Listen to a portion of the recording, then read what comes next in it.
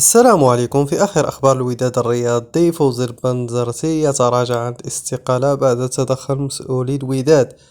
المكتب المسير أقنع المدرب التونسي بمواصلة عمله لتفادي ترك الفراغ في الطاقم التقني والتزام الوداد بمباريات مهمة.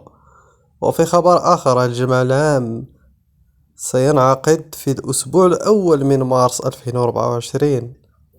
الوداد غادي تقوم بجمع عام استثنائي لاختيار رئيس فعلي للوداد، حيث سيتم التصويت على البرناكي عبد المجيد البرناكي. وفي أخبار متعلقة بالرجاء الرياضي، سلطات الرباط تصدر قرارا بمنع الجماهير الرجوية من التنقل إلى العاصمة الرباط لحضور مباراة فريقها أمام اتحاد تورقة يوم الأحد القادم، فيما لم تمنع السلطات الآخر جمهور الوداد من التنقل إلى العاصمة في مباريتها أمام الفتح الرباطي الأسبوع الماضي، حيث أن جماهير الوداد انتقلت إلى العاصمة الرباط وشجعت فريقها، ولم يكن هناك مشكل واحد.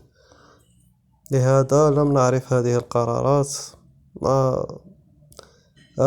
هل جمهور الرجاء الوحيد اللي عنده زعما مشاكل مع الجماهير ديال الرباط؟ يمكن مع الجيش، يمكن خايفين، قالوا زيرو ريسك وصافي وحبسوا القضية.